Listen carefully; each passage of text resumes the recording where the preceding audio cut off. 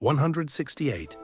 That is the number of Spaniards who, according to the books, defeated the largest empire in all of the Americas.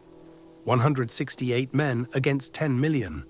It sounds impossible, because it is. The truth is more uncomfortable. Pizarro did not conquer alone.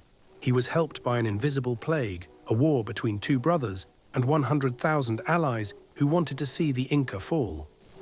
This is the true fall of the Inca Empire. They called it Tahuantinsuyu, the Four United Regions. It stretched more than 3,000 miles from southern Colombia to Chile along the Andes. 10 million people, stone roads that crossed impossible mountains, cities in the clouds like Machu Picchu. They had no wheel, they had no writing, and still they built the largest empire that ever existed in the Americas.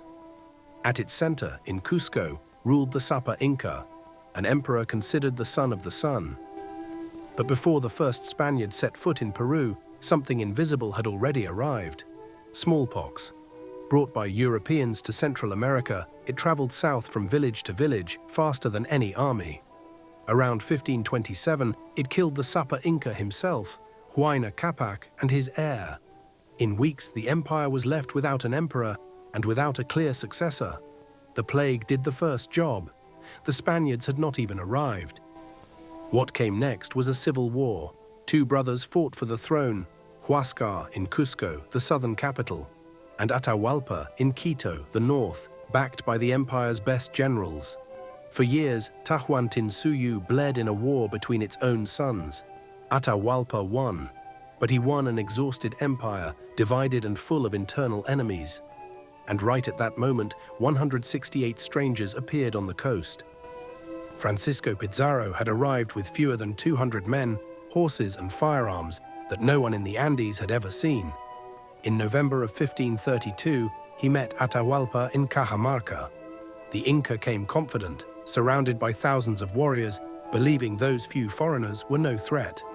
It was a trap. Hidden in the buildings of the plaza, the Spanish fired their cannons and charged with the cavalry. In less than an hour, thousands of Inca died, and Atahualpa was captured. The emperor son of the sun, a prisoner. Atahualpa understood what the Spanish wanted, gold, and he offered the largest ransom in history, to fill an entire room with gold and 2 more with silver. The empire complied. For months, caravans loaded with treasures arrived from every corner of Tahuantinsuyu. Pizarro received the gold and ordered Atahualpa executed anyway. In 1533, he had paid for his life. They took it from him just the same. And here is the part that almost no one tells. Pizarro never would have conquered Peru with only his men. Tens of thousands of indigenous people joined the Spanish, the Canari, the Huanca, and the followers of Huascar, peoples who hated Inca rule and saw an opportunity to free themselves. When the Spanish marched on Cusco, they did not march alone. They marched with entire armies of native allies. The conquest of the Inca was also a war of the Andes against itself. So who really defeated the Inca Empire? It was not 168 men. It was a plague that arrived before them. It was a civil war that split the empire in two. And it was the peoples of Tahuantinsuyu themselves, tired of obeying. The Spanish were the spark, not the entire fire, and the resistance did not end that day.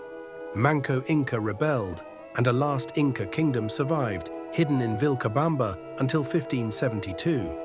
Almost 40 more years of fighting. The largest empire in the Americas did not fall by the sword of a few. It fell by a perfect storm of disease, betrayal, and division. If you enjoyed this video, subscribe to the Forgotten Stories. Every Sunday, a piece of history they did not teach you in school. Which empire should we cover next? See you next time.